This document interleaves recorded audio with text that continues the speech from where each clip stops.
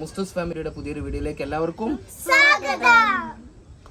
ഇന്നത്തെ നമ്മുടെ പുതിയ വീഡിയോന്റെ കണ്ടന്റ് എന്താണെന്ന് വെച്ച് കഴിഞ്ഞാൽ നമ്മൾ Q&A ഇട്ടിരുന്നല്ലോ അല്ലേ. ആ Q&Aക്ക് ഒത്തിരി പേര് ക്വസ്റ്റ്യൻസ് ചോദിച്ചിട്ടുണ്ട് കേട്ടോ. അപ്പൊ ആ ക്വസ്റ്റ്യൻസിനൊക്കെ നമ്മൾ ആൻസർ തരുന്ന ഒരു വീഡിയോ ആണ്. കോമൺ ക്വസ്റ്റ്യൻസ് ഒക്കെ കൂടി ഒന്നിച്ചുള്ള ആൻസറേ വരുള്ളൂ. അപ്പൊ ചില ആളുകളുടെ പേര് നമ്മൾ വായിച്ചില്ല പറഞ്ഞില്ല എന്നുള്ളൊക്കെ പരാതി വരും. അപ്പൊ അത് നിങ്ങൾ പറയണത് കേട്ടോ. കാരണം കോമൺ ക്വസ്റ്റ്യൻസ് ഒന്നിൽ കൂടുതൽ ആളുകൾ ചോദിച്ചാൽ നമുക്ക് എല്ലാവർക്കും നമുക്ക് ആ മറുപടി കൊടുക്കണ്ടല്ലോ. ഒറ്റ റീപ്ലൈ ചോദ്യം ചോദിച്ചെടുക്കാൻ അറിയാമല്ലോ, ഞാനാണ് അത് ചോദിച്ചിരിക്കുന്നത്. അപ്പൊ ആ റീപ്ലൈ ഉത്തരം കിട്ടും. പിന്നെ നമ്മൾ എവിടെ ഉള്ളത്? നിളയ കുറ്റിപ്പുറം നിളാപ്പാർക്കിലായിട്ടുള്ളത്. ഒന്ന് കാണിച്ചു കൊടുക്കല് ക്യാമറമാൻ. ഇതെന്തെങ്ങനെ വൈഡ് ക്യാമറമാന് ഞങ്ങള് മാത്രം കാണില്ല, വൈബ് കാണിച്ചു കൊടുക്കും. മൊത്തത്തിലുള്ള പുറത്തേക്കുള്ള ഭയങ്കര രസമുള്ള നല്ല അടിപൊളി അറ്റ്മോസ്ഫിയർ ആണ്. അപ്പൊ നമുക്കിനി ചോദ്യത്തിൽ കിടക്കില്ല. കാരണം അധിക നേരം വലിച്ചു നീട്ടിയിട്ട് നിങ്ങളെ സമയം നമ്മൾ കൊല്ലുന്നില്ല. നിങ്ങൾക്ക് അറിയാവുന്ന കാര്യങ്ങൾ മാത്രം നമുക്ക് അറിയാനുണ്ട്.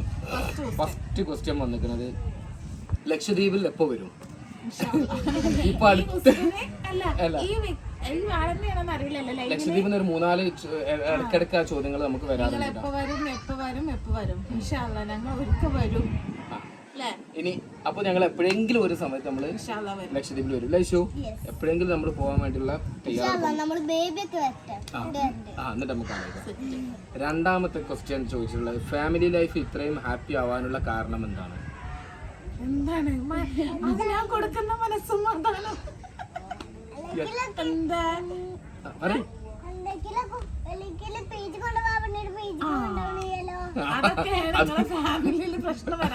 നിങ്ങളെ ഫാമിലിയിൽ പ്രശ്നം ബീച്ചിൽ കൊണ്ടുപോകാൻ ബീച്ചിൽ കൊണ്ടുപോകണം, പാർക്ക് കൊണ്ടുവരാൻ പറഞ്ഞാൽ പാർക്ക് കൊണ്ടുവരണം.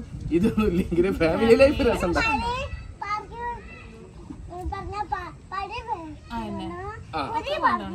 പഴയ പാർക്കിലും പുതിയ പാർക്കിലും കൊണ്ടുപോകണം.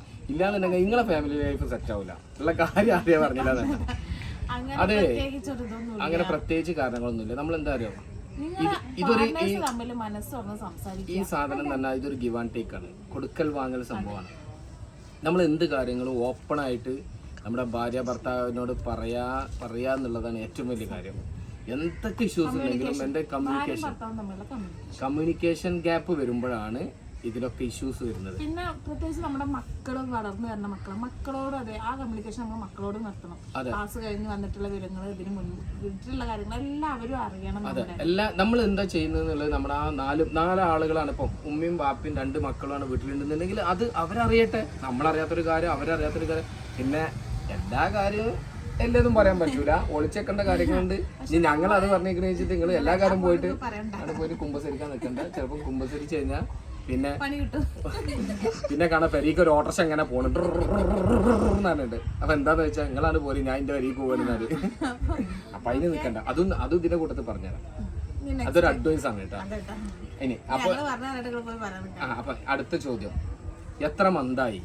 ഇപ്പൊ 9 മാസം. 5 മൊത്തോ? നിസ്കാരത്തിന്റെ കണക്കല്ല ചോദിച്ചത്. എന്റെ അമ്മച്ചിക്ക് എത്ര വയസ്സായി? പ്ലേസ് എവിടെയാണ്? ഞങ്ങൾ ബേസിക്കലി ഞങ്ങൾ മലപ്പുറം ഡിസ്ട്രിക്റ്റിൽ വളാഞ്ചേരിക്കടുത്ത് ആദവനാട് എന്ന് പറയും. അവിടെയാണ് ഞങ്ങളെ ഞങ്ങളെ ബോട്ടൺ ബോണപ്പൊക്കെ അവിടെയാണ്. അത് ജനിച്ച് വളർന്നതൊക്കെ അവിടെയാണ്. ഞങ്ങൾ എറണാകുളത്താണ്, ഞങ്ങളെ ജോലി സംബന്ധമായിട്ട് ഞങ്ങൾ എറണാകുളത്താണ് താമസം. മൂടാലാണ് എൻ്റെ വീട്. ഓക്കെ, അടുത്ത ചോദ്യം പൊന്നൂസാട്ടാ ചോദിച്ചിരിക്കണ്. പൊന്നൂസിനാണ് ആ 2 ചോദ്യം, 3 ചോദ്യം പൊന്നൂസാണ് ചോദിച്ചത് പ്രൈസ് എന്നുള്ളത്. ഇനി അടുത്തത് അനസ് ചോദിച്ചൊരു ചോദ്യം, ഒരു വീഡിയോ മാത്രമേ കണ്ടിട്ടുള്ളൂ ബട്ട് ഫാൻ ആയിപ്പോയി, ഹാപ്പി ആയിട്ടിരിക്കും. തീർച്ചയായിട്ടും താങ്ക് യു സോ മച്ച്. നിങ്ങൾ ആ ഒരൊറ്റ വീഡിയോയിൽ ഹാപ്പി ആയിട്ടിരിക്കുക. നിങ്ങൾ ആ ഒരൊറ്റ വീഡിയോയിൽ നമ്മുടെ ഫാനായി എന്ന് പറയുമ്പോൾ നമുക്ക് ഭയങ്കര സന്തോഷമായിട്ട് അത് കേൾക്കുമ്പോൾ.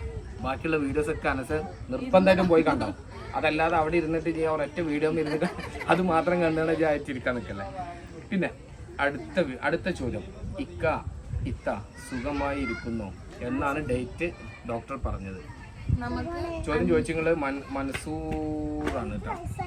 അപ്പം നമുക്ക് ഡേറ്റ് പറഞ്ഞുള്ളത് നെക്സ്റ്റ് മന്ത് 5-ാം തീയതിയാണ്. പക്ഷെ ഡോക്ടർ പറഞ്ഞിട്ട് അങ്ങോട്ടൊന്നും എത്തൂല, അതിന് മുമ്പ് തന്നെ ഡെലിവറി നടക്കുന്നു ഡോക്ടർ തന്നെ പറഞ്ഞു. ഇൻഷാ അല്ലാഹ് നമുക്ക് നോക്കാം, കാത്തിരുന്ന് കാണാം. ഞാൻ ഫാമിലിയെ എൻ്റെ നാട്ടിലേക്ക് ക്ഷണിച്ചാൽ എല്ലാവരും വരുമോ? കണ്ണൂർ തീർച്ചയായിട്ടും വരും. കുറച്ച് കഴിഞ്ഞിട്ട് നമ്മൾ എന്തായാലും വരണ്ടോ. നിങ്ങൾ ക്ഷണിക്കും. ഈ ഡെലിവറി ഒക്കെ കഴിഞ്ഞ് കൂടുതൽ ഫ്രീ ആട്ടെ. നിങ്ങൾ വിളിക്കാൻ വേണ്ടി കാത്തിക്കാം. നിങ്ങൾ നമ്മൾ വരും, നമുക്ക് അങ്ങനത്തെ മടിയൊന്നുമില്ല അല്ലേ. പിന്നെ അടുത്തത് ഇക്ക പ്രണയ വിവാഹമായിരുന്നു. തീർച്ചയായിട്ടും 100%. നിങ്ങൾക്ക് ഞങ്ങളെ കണ്ടിട്ട് തോന്നുന്നില്ല ഗൈസ്? തീർച്ചയായിട്ടും ഞങ്ങളൊരു പ്രണയ അവിടെ അപ്പുറത്തൊക്കെ ആൾക്കാർ കണ്ടിട്ട് അതാണ് ഇടയ്ക്ക് തിരിഞ്ഞു നോക്കുന്നത്. But don't care. ഞങ്ങൾ പ്രണയ വിവാഹമായിരുന്നു എന്ന് ചോദിച്ചാൽ നീ അതിന് താഴെ പോകും. നീ നല്ലപോലെ ഇരിക്ക്. ഞാൻ നേരത്തെ പറഞ്ഞു വീഡിയോ എടുക്കുമ്പോൾ ഡിസ്റ്റർബ് ചെയ്തു. ഞങ്ങൾ പ്രണയ വിവാഹമായിരുന്നു. 2010 ഞങ്ങൾ ആദ്യമായിട്ട് കണ്ണും അതെ കണ്ണും തമ്മിൽ ഒരു മഗ്‌രിബിന്റെ നേരത്തെ ഏതോട് ഏകദേശം ഇതേ ഒരു സമയത്ത് ഇരുട്ട് വീണ സമയത്ത് കൂരാക്കൂരി പ്രകാശം തോന്നി, എങ്ങും നിശബ്ദത, കൂരാക്കൂരി ഇരുട്ട്. ആ സമയത്ത് ഒരു മന്ദം ആ മന്ദത്തിന്റെ സൗണ്ട് എങ്ങനെ എന്താ ആന വരണം അങ്ങനെ ആയിരുന്നു കേട്ടോ. അങ്ങനെ യാദൃശികമായിട്ട് ഞങ്ങൾ കണ്ടുമുട്ടി, വളരെ യാദൃശികമായിട്ട്. ആ കണ്ടുമുട്ടലോടുകൂടി അവിടെ ഞങ്ങൾ പ്രണയം മുട്ടിട്ടു. സുഹൃത്തുക്കളെ, പ്രണയം മുട്ടിട്ടിരിക്കുന്നു.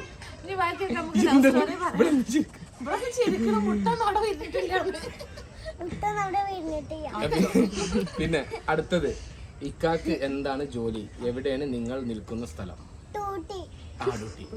എനിക്ക് ഗസ്റ്റാണ്. ഞാൻ മെഡിക്കൽ ടൂറിസം ആണ് കേട്ടോ ചെയ്യുന്നത്. അപ്പൊ ഈ മെഡിക്കൽ ടൂറിസം എന്താണെന്ന് അറിയാത്ത ഒത്തിരി പേരുണ്ട്. അതിനൊരു ഡെഫിനിഷൻ ഞാൻ തരാം. മെഡിക്കൽ ടൂറിസം എന്ന് പറഞ്ഞാൽ നമ്മളിപ്പം വിദേശത്തെ അറബികൾ, ഒമാനികൾ, സൗദികൾ, UAE അവിടുത്തെ സിറ്റീസൺ, അതായത് അറബികളാണ് നമുക്ക് ഏറ്റവും കൂടുതൽ ഗസ്റ്റ്. അവർക്ക് പല അസുഖങ്ങളുള്ള ആളുകളുണ്ടാവും. ക്യാൻസർ, അതുപോലെ അൾസർ, അതുപോലെ പിന്നെ ഹെൽത്ത് ചെക്കപ്പ്, ബോഡി ചെക്കപ്പുകൾ, പിന്നെ മുട്ട് മാറ്റിവെക്കൽ, പിന്നെ സ്പൈനൽ സർജറി, പിന്നെ തൈറോയിഡ്, ഇങ്ങനത്തെ എല്ലാ ഇഷ്യൂസ് കാര്യങ്ങൾക്കും ഉള്ള അസുഖമുള്ള ആളുകൾ നമ്മളെ കോൺടാക്ട് ചെയ്യും. അതിനൊക്കെ വേറെ വഴികളുണ്ട്. നമ്മളെ കോൺടാക്ട് ചെയ്യാനും നമുക്ക് ഏകദേശം എനിക്കും നമ്മുടെ കൂടെയുള്ള ആൾക്കും കൂടി കണ്ടമാനം ഒത്തിരി കസ്റ്റമേഴ്സ് ഉണ്ട്. മോർ ദാൻ 2000 എബോ നമുക്ക് കസ്റ്റമേഴ്സ് ഉണ്ട്. അപ്പോൾ ഇതിനൊക്കെ മൗത്ത് പബ്ലിസിറ്റിയാണ്. ഇന്ന ആളെടുത്ത് പോയിക്കോ, ഇന്ന ആളെടുത്ത് പോയിക്കോ, സുജിത്തിനടുത്ത് പോയിക്കോ, മുസ്തഫാൻ്റെ അടുത്ത് പോയിക്കോ എന്ന് പറഞ്ഞ് അങ്ങനെ വരുന്ന കസ്റ്റമേഴ്സാണ്. അവർ നമ്മളെ കോൺടാക്ട് ചെയ്ത് അവരുടെ റിപ്പോർട്ട് നമുക്ക് അയച്ചു തരും.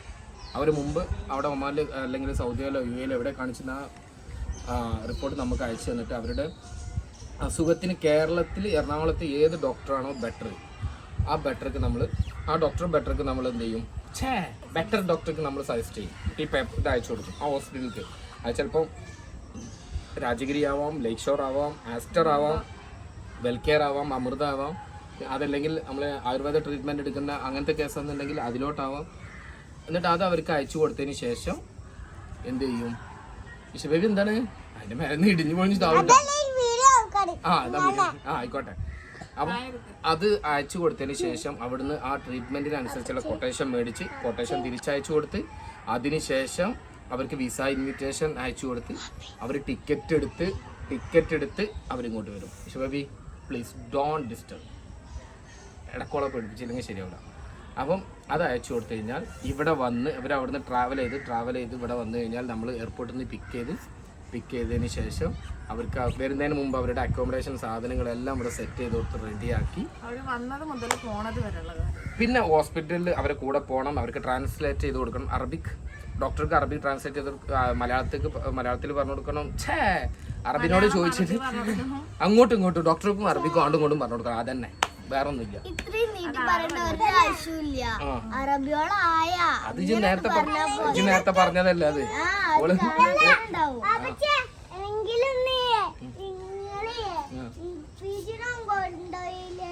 ബീച്ചിൽ കൊണ്ടുപോയി കോളേജ് സബൂറാക്ക്. ഇത് കഴിഞ്ഞിട്ട് ഇതൊന്ന് പറഞ്ഞ് തീർക്കാച്ച് സമ്മതിക്കോ?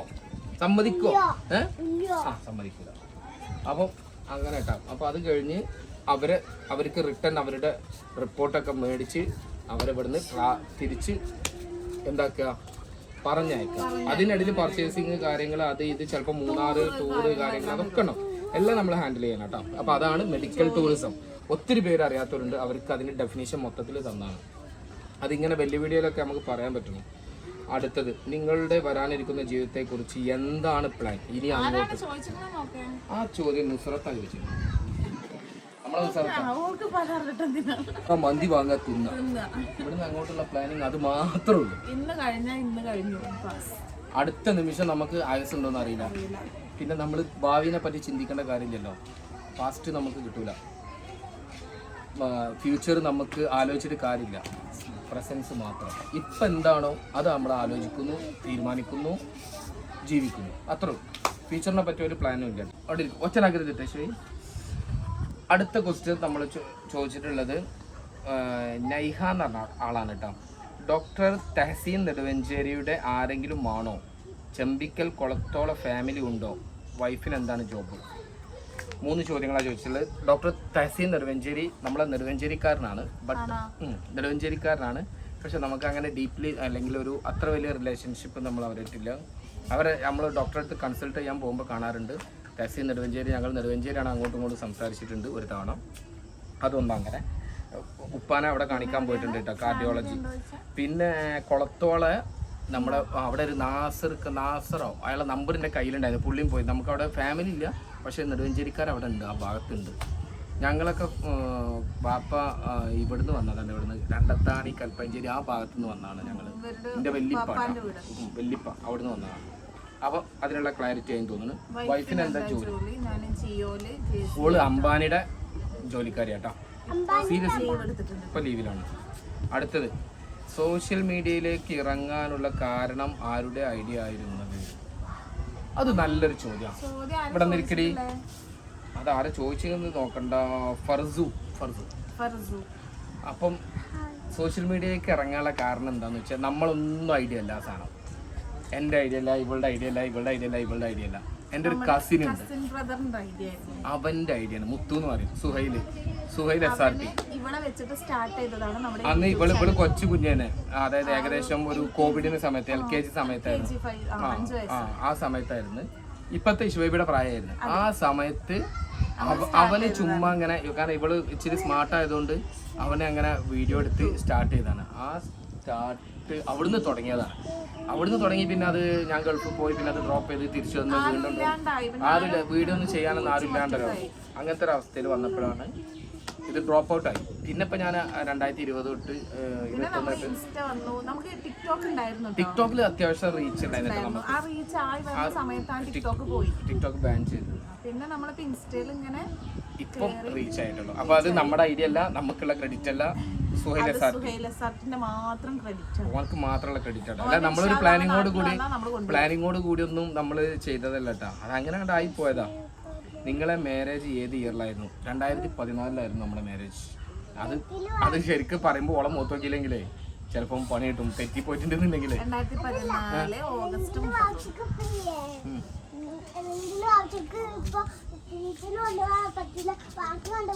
ഇവൾക്ക് എന്താ പ്രശ്നം തരാം, ഒരു 2 മിനിറ്റ് മിണ്ടാതെ ഇരുന്ന് കഴിഞ്ഞാല് ഭയങ്കര ഇറിറ്റേഷനാ. പിന്നെ അത് എന്തെങ്കിലുമൊക്കെ പറയണം. നിക്ക് ഞാൻ ഈ വീഡിയോ കൂടി ചെയ്ത.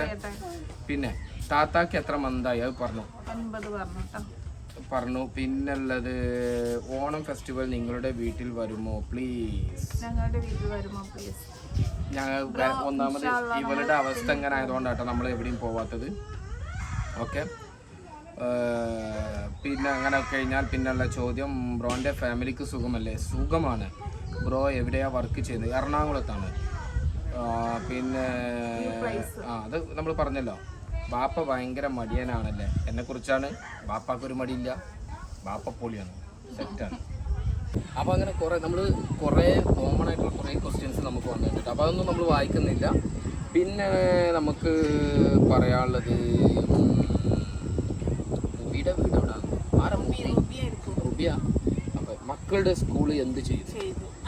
മക്കളെ സ്കൂള് എന്താ ചെയ്യുന്നത് വെച്ച് കഴിഞ്ഞാൽ, ഡെലിവറി സമയം തൊട്ട് ഇപ്പോൾ നാളെ വെക്കേഷൻ തുടങ്ങുകയാണ്, അല്ല നാളെ സ്കൂൾ സ്റ്റാർട്ട് ചെയ്യുന്നത്. ഈ സ്കൂൾ സ്റ്റാർട്ട് ചെയ്യുന്നത് മുതൽ ഇപ്പോൾ ഡെലിവറി കഴിഞ്ഞ് 40 വരെ ലീവ് എടുത്തു, ഓൺലൈൻ ക്ലാസ് ആക്കണം കേട്ടോ. എറണാകുളത്ത് കംപ്ലീറ്റ് പുറത്തുനിന്നുള്ള പാരൻസ് ആയതുകൊണ്ട് അവർ അതിനുള്ള സെറ്റപ്പ് അവർ ചെയ്തു. അപ്പം അങ്ങനെയാണ് അടുത്തത്. ബാപ്പ ഭയങ്കര മടിയനാണല്ലേ? ഇത് നേരത്തെ പറഞ്ഞു തോന്നുന്നു അല്ലേ? അതൊക്കെ പിന്നുള്ളതൊക്കെ കോമൺ ക്വസ്റ്റ്യൻസ് ആണ്. വീട് എവിടെ, അങ്ങനെയാണ് ഇങ്ങനെയാണ്, എല്ലാവരും ഹാപ്പി അല്ലേ, നിങ്ങളെ ഫാമിലി പൊളിയാണ് കേട്ടോ, അങ്ങനത്തെ ചോദ്യങ്ങൾ കേട്ടോ. നിങ്ങളുടെ 2 പേരുടെ സ്ഥലം, പിന്നെ ഡെലിവറി ഡേറ്റ്, അതൊക്കെ. പിന്നെ ഇങ്ങനെ കോമൺ ക്വസ്റ്റ്യൻസ് ഒത്തിരി. ഒത്തിരി കോമൺ ക്വസ്റ്റ്യൻസ് വന്നിട്ടുണ്ട്. ഞങ്ങളെ പോലെ നല്ല ഭംഗിയുള്ള ഫാമിലീസ്, ക്യൂട്ട് ഫാമിലി, അവരെ പോലെ നല്ല ഭംഗിയുള്ള ഫാമിലി ഞങ്ങളൊന്നാട്ടോ ഒരു ടീം പറഞ്ഞിട്ടുണ്ട്. പിന്നെ ഒരാൾ ചോദിച്ചിട്ടുണ്ട് അന്നോടൊക്കെ എന്ത് ചോദിക്കാനാണ്, ഓനോട് എന്താ പറയണ്ടത്? ഓൻ ചോദിക്കാണ് അന്നോടൊക്കെ എന്താ ചോദിക്കാണ്. ഇജ്ജ് ചോദിക്കണ്ടോ? ഞാൻ ചോദ്യം ചോദിച്ച ആളെ പേര് ഞാൻ വായിച്ചട്ടെ, മുസ്തഫ നെടുവഞ്ചേരി.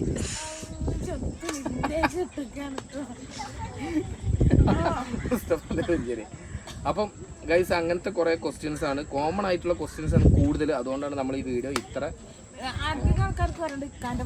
എൻ്റെ ജോലി മെയിനായിട്ട് അറിയേണ്ടത് എൻ്റെ ജോലി എന്താണ്, ഇവളെ ജോലി എന്താണ് എന്നുള്ളത്, പിന്നെ അങ്ങനെയുള്ള ഒത്തിരി കോമൺ ക്വസ്റ്റ്യൻസ് കാര്യങ്ങൾ.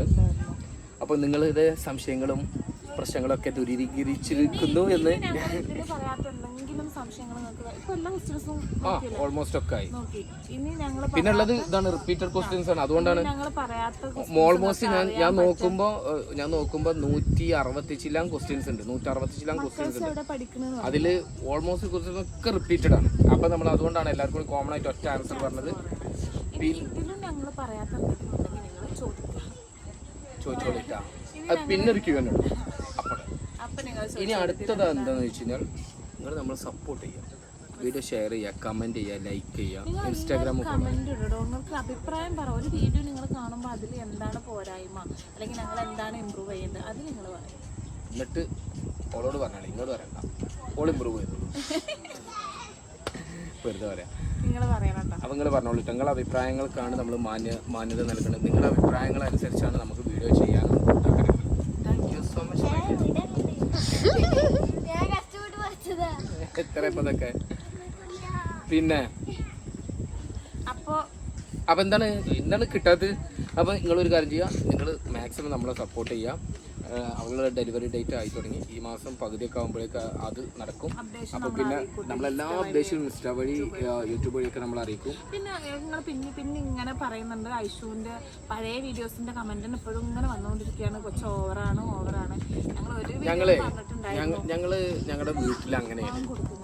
ഞങ്ങളുടെ വീട്ടിൽ അങ്ങനെയാണ്, ഞങ്ങൾ പാൻ കൊടുക്കില്ല. അപ്പോൾ ഐഷുവിൻ്റെ വീഡിയോനെ പറ്റിയുള്ള പ്രശ്നങ്ങൾ, ഐഷുവിൻ്റെ സംസാരത്തെ പറ്റി കുറേ ആളുകൾ പറയുന്നുണ്ട്, ഐഷു ഓവർ സ്പീക്കിംഗ് ആണ്, ഓവർ അങ്ങനെ. പക്ഷെ അങ്ങനെയല്ല, നമ്മളെന്താ പറയുക, നമ്മുടെ വീട്ടിൽ നമ്മൾ ഓൾമോസ്റ്റ് അങ്ങനെയാണ് എല്ലാവരും. അങ്ങോട്ടും ഇങ്ങോട്ടൊന്നും നമ്മൾ ആ ഒരു മക്കളെ നമ്മൾ ആ ഒരു ഫ്രീഡത്തിലാണ്. അതിനെ പറയാൻ പാടില്ല, എന്നെ പറയാൻ പാടില്ല, അല്ലെങ്കിൽ അങ്ങനെ പറഞ്ഞത് വലിയ മോശമാണ്. പറയാൻ പാടില്ലാത്ത കാര്യങ്ങൾ അത് നമ്മൾ ഒരിക്കലും പറയാൻ അയക്കാറില്ല, അത് പറയാറുമില്ല. അപ്പോൾ നമ്മളത് അങ്ങനത്തെ പിന്നെ കാര്യങ്ങൾ, പറയാൻ പാടില്ലാത്ത കാര്യങ്ങൾ നമ്മൾ മക്കളെ കൊണ്ട് പറയിപ്പിക്കാറില്ല. എൻ്റെ സ്വഭാവം അനുസരിച്ച് അവർക്കറിയാം. എൻ്റെ മുഖം മാറിയാൽ അവർ ഓടി ഒളിക്കും, കാരണം എൻ്റെ സ്വഭാവം അങ്ങനെയാണ്. അത് പിന്നെ വീട്ടിൽ നിൽക്കുമ്പോൾ 4 ദിവസം നിൽക്കുമ്പോൾ അറിയാൻ പറ്റും. അത് വേണ്ടാത്തത് കാണിച്ചാൽ അതെല്ലാം എന്നുണ്ടെങ്കിൽ നമ്മൾ പക്ക ഈ പോക്ക് ഇങ്ങനെ പോവുള്ളൂ മക്കളായിട്ട്. അപ്പോൾ അവൾ സംസാരം അങ്ങനെ, അവൾ ചെറുപ്പം മുതലേ നന്നായിട്ട് സംസാരിക്കുന്ന ആളാണ്. അവൾ ഭയങ്കര, അവൾ ഇപ്പോൾ എത്ര വയസ്സാണ് അവൾക്ക്? 10 വയസ്സ്. സത്യമായിട്ട് 10 വയസ്സിൻ്റെ മെച്യൂരിറ്റി അല്ല അവൾക്കുള്ളത്, അതിൽ കൂടുതൽ മെച്യൂരിറ്റി ആ കുട്ടിക്കുണ്ട്. അപ്പോൾ അവൾ അതിനനുസരിച്ച് സംസാരിക്കുള്ളൂ. അത് അങ്ങനെ സംസാരിക്കുന്ന ഒരു കുട്ടീനെ നമ്മൾ ഇങ്ങനെ ഒതുക്കി വെക്കാൻ പാടില്ല. അവരവരുടെ ഇഷ്ടത്തിന് സംസാരിക്കട്ടെ. ലോകം വിശാലമാണ്, സമൂഹം വലിയതാണ്, സൊസൈറ്റിയിൽ വളരേണ്ട ആളുകളാണ്. അവരെ നമ്മളിങ്ങനെ ഇങ്ങനെ വീട്ടിലിട്ട് ഒതുക്കി വളർത്തേണ്ട ആളുകളൊന്നുമല്ല. അപ്പോൾ അത് ആ മറ്റുള്ള ആളുകൾക്കുള്ള മറുപടിയാണ് കേട്ടോ. അപ്പോൾ ഇത്രയൊക്കെ ഉള്ളൂ നിങ്ങൾ ചോദിച്ച ചോദ്യങ്ങൾക്കുള്ള ഉത്തരങ്ങൾ, കാര്യങ്ങൾ നിങ്ങൾക്ക് ഇഷ്ടപ്പെട്ടെന്ന് വിചാരിക്കുന്നു. പിന്നെ നമ്മൾ വീഡിയോ എടുത്തതിന്റെ കുറച്ച് കാറ്റിന്റെ സൗണ്ട് കാര്യങ്ങൾ നമ്മൾ കാരണം ഈ നിലപാർക്കിലായതുകൊണ്ട് ഇച്ചിരി നമ്മളെ അടുത്ത് മൈക്കും കാര്യങ്ങളും, നമ്മൾ പാവം യൂട്യൂബേഴ്സ് അല്ല, ചെറിയ. അപ്പോൾ മൈക്കൊന്നുമില്ല, മൈക്കൊക്കെ നമ്മൾ മേടിക്കും ഇൻഷാ അല്ലാഹ്. അപ്പോൾ നിങ്ങൾ എന്ത് ചെയ്യാന്ന് അറിയാം, അപ്പോൾ നിങ്ങൾ എന്ത് ചെയ്യാന്ന് വെച്ച് കഴിഞ്ഞാൽ നിങ്ങൾ സപ്പോർട്ട് ചെയ്യുക, വീഡിയോ ഷെയർ ചെയ്യുക, ലൈക്ക് ചെയ്യുക, കമൻറ്റ് ചെയ്യുക, എല്ലാ കാര്യങ്ങളും നിങ്ങൾ ചെയ്യുക. ബാക്കിയൊക്കെ താനെ നടന്നോളൂ. Okay, by.